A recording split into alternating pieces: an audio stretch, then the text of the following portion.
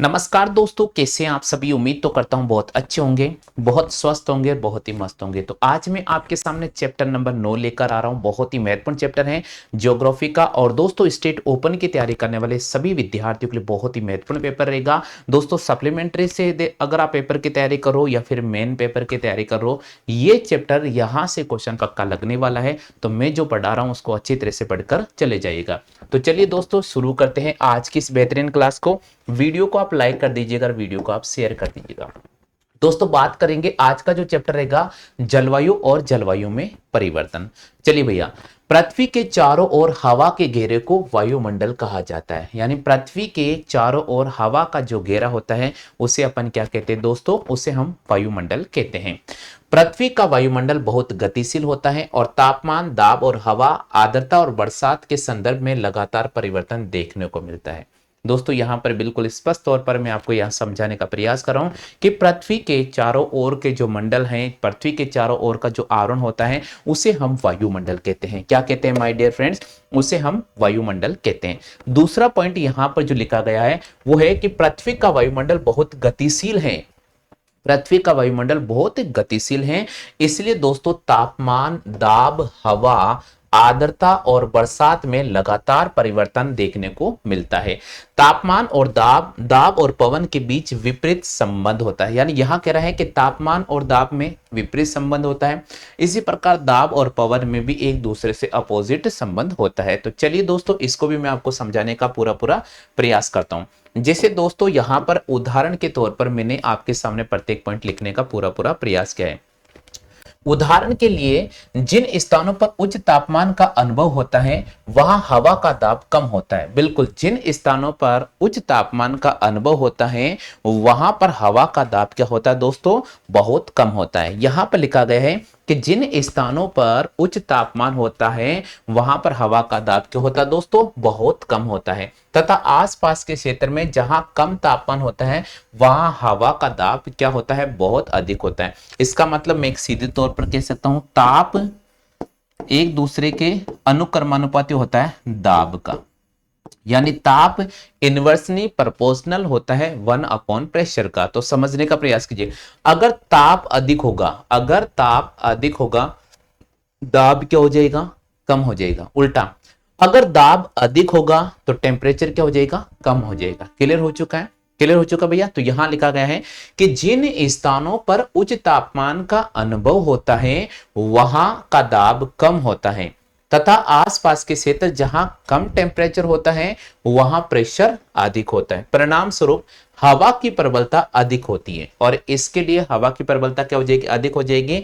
इसके अतिरिक्त तापमान, दाब और पवन तीनों वर्षा, आर्द्रता, धूप, बादल, अन्य वायुमंडलीय स्थलियों को भी प्रभावित करते हैं। दोस्तों यहां पर जो सामने आपके सामने स्क्रीन पे लिखा है, क्या आप सभी साथियों को याद हो गया है? क्या आप सभी साथियों को याद हो गया क्या? जल्दी से बताओ कि जिन स्थानों पर उच्च तापमान का अनुभव होता है वहां हवा का दाब कम होता है तथा आसपास के क्षेत्र में जहां कम तापमान होते हैं वहां हवा का दाब अधिक होता है। परिणाम स्वरूप हवा की प्रबलता अधिक होती है। इसके अतिरिक्त तापमान, दाब और पवन तीनों बरसात, आर्द्रता, धूप, बादल और अन्य वायुमंडल की स्थिति के साथ बदलते रहते हैं। चलते दोस्तों आगे, यहां पर लिखा हुआ है ये सभी वायुमंडलीय तत्व आपस में जुड़े रहते हैं और किसी स्थान की वायुमंडलीय स्थिति को क्या करते हैं, प्रभावित करते हैं। यहां समझने का प्रयास कीजिए माय डियर फ्रेंड्स। यहां क्या लिखा गया है यहां लिखा गया है दोस्तों कि यहां लिखा हुआ है उच्च तापमान, यहां लिखा हुआ है कम दबाव और यहां लिखा हुआ है तीव्र पवन। यानी टेम्परेचर अगर बहुत ज्यादा होगा तो प्रेशर बहुत कम हो जाएगा और प्रेशर बहुत कम हो जाएगा तो हवा क्या हो जाएगी, बहुत तीव्र हो जाएगी। दूसरा, अगर दोस्तों यहां पर तापमान का दबाव के साथ और दबाव का किसके साथ रिश्ता होता है, पवन के साथ। अगर दोस्तों टेम्परेचर कम होगा, अगर दोस्तों टेम्परेचर कम होगा तो प्रेशर क्या हो जाएगा, प्रेशर रिलीज हो जाएगा। और प्रेशर रिलीज होने का मतलब होता है कि प्रेशर इंक्रीज हो रहा है, उच्च तापमान हो जाएगा और जिसके कारण शांत पवनें चलेगी। क्या चलेगी दोस्तों, शांत पवनें चलेगी। यानी सर्दी के अंदर सर्दी में क्या होता है दोस्तों, सर्दी की अगर अपन बात करते हैं दोस्तों तो आप सभी को पता है कि टेम्परेचर कम हो जाता है तो प्रेशर इंक्रीज हो जाएगा, और प्रेशर इंक्रीज होने से पवनें कैसे चलेगी, शांत चलेगी, शांत पवनें चलेगी। इसी प्रकार अगर गर्मी की बात करते हैं तो टेम्परेचर अधिक होता है, प्रेशर कम हो जाएगा, और इस कारण क्या होता है, गर्मी में आंधी आने की संभावना बढ़ जाती है। ठीक है भाई, हो गया क्लियर सभी के। चलो आगे चलते हैं। आगे लिखा गया है दोस्तों, मौसम और जलवायु के मध्य क्या परिवर्तन देखने को मिलता है। तो चलिए दोस्तों ये भी मैं आपको समझा देता हूं। यहां लिखा गया दोस्तों कि मौसम और जलवायु में क्या परिवर्तन देखने को मिलता है। जलवायु और मौसम को कभी कभी समानार्थक शब्द के रूप में प्रयोग किया जाता है। जलवायु और मौसम को कभी कभी समानार्थक शब्द के रूप में परिभाषित किया जाता है, लेकिन वे समान नहीं होते। सुनिएगा, लेकिन वे समान नहीं होते हैं। तापमान और दाब के संबंध में सामान्य वायुमंडलीय स्थिति की रचना को मौसम कहा जाता है। मौसम की एक महत्वपूर्ण विशेषता यह है कि यह कुछ मिनटों, कुछ घंटों, कुछ दिनों और कुछ सप्ताहों में बदलता रहता है। इसलिए हम कह सकते हैं दोस्तों कि मौसम कभी भी नियमित नहीं रहता है। यह रेगुलर बदलने के कारण मौसम सदैव अनियमित रहता है। ठीक है भैया, क्लियर हो चुका है।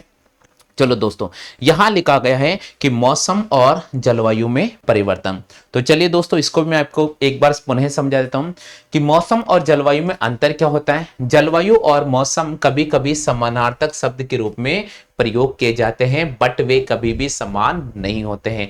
ताप और दाब के संबंध में सामान्य वायुमंडलीय स्थिति रचना को मौसम कहते हैं। ये परिभाषा भैया कि दाब और ताप के संबंध में सामान्य वायुमंडलीय स्थिति की रचना को ही हम क्या कहते हैं दोस्तों, मौसम कहते हैं। क्या कहते हैं दोस्तों, मौसम कहते हैं।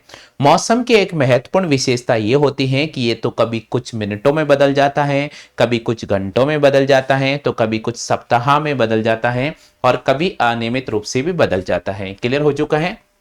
चलो दोस्तों, आगे लिखा गया यही कारण है कि हमें मौसम के दैनिक विवरण और चेतावनी मिलती रहती है। मौसम विज्ञान एजेंसियां जैसे भारतीय मौसम विज्ञान विभाग मौसम के पूर्व अनुमान का कार्य करती हैं। दूसरी ओर जलवायु किसी विशेष क्षेत्र या क्षेत्र की दीर्घकालिक मौसम स्थिति को संदर्भित करती है। चलिए दोस्तों, अब यहां पर देखिएगा, इसको थोड़ा समझने का प्रयास कीजिएगा। यहां आपके सामने बिल्कुल डिटेल से लिखे गए हैं। यहां लिखा मैंने आपके सामने मौसम, और यहां लिखा जलवायु। सबसे पहले परिभाषा, वायुमंडलीय परिस्थितियों में दैनिक परिवर्तन को मौसम कहते हैं। वायुमंडलीय परिस्थिति में दैनिक परिवर्तन जो होता है उसे मौसम कहते हैं। किसी भी विशेष क्षेत्र के मौसम की औसत स्थितियों में परिवर्तन को हम जलवायु कहते हैं। मौसम परिवर्तन की जो अवधि होती है लगभग 24 घंटा होता है, और जलवायु परिवर्तन लगभग 30 साल से अधिक समय में बदलता है। मौसम टेम्परेचर पर निर्भर करेगा, हवा की प्रेशर पर निर्भर करेगा, हवा पर निर्भर करेगा, बरसात पर निर्भर करेगा, आर्द्रता और धूप, बादल आदि तत्वों पर निर्भर करेगा। जबकि जलवायु टेम्परेचर पर, हवा के प्रेशर पर, हवा, वर्षा, आर्द्रता, धूप, बादल, पवन की गति पर निर्भर करती है। क्लियर हो चुका है दोस्तों यहां तक? हाँ भाई, जल्दी से बताइए, यहां तक सभी साथियों क्लियर हो चुका है भैया? हो गया क्लियर? चलो आगे चलते हैं भैया, नेक्स्ट सेशन की बात करते हैं। इसी प्रकार दोस्तों हम बात करते हैं क्षेत्रीय विस्तार की। तो मौसम का जो क्षेत्रीय विस्तार होता है छोटा होता है, स्थान होता है, जलवायु को बड़ा होता है। मौसम में दैनिक परिवर्तन देखने को मिलता है, जलवायु में दैनिक परिवर्तन देखने को नहीं मिलता है। एक ही दिन में मौसम की स्थिति अलग अलग प्रकार की हो सकती है, लेकिन एक ही दिन में जलवायु की स्थिति अलग अलग प्रकार से नहीं हो सकती। उम्मीद तो करता हूं दोस्तों आज का सेशन बहुत अच्छी तरह से आपको समझ में आ गया होगा। वीडियो को कम से कम आप 1 से 2 बार वॉच करें। और दोस्तों आप सभी से निवेदन मैं कर रहा हूं कि प्ले स्टोर पे जाइएगा, प्ले स्टोर पर जाना है आप सभी को, और आरुष क्लासेस ऐप है उसे आप डाउनलोड कर लीजिएगा। तो दोस्तों प्ले स्टोर पे जाना है और आरुष क्लासेस ऐप है उसे डाउनलोड कीजिएगा। अगर आप बेहतरीन तैयारी करना चाहते हैं तो आप हमारे ऐप को डाउनलोड कीजिएगा, और वहां से आपकी बहुत ही बेहतरीन तैयारी हो जाएगी। तो चलिए दोस्तों, इस क्लास में इतना ही। जय हिंद, वंदे मातरम।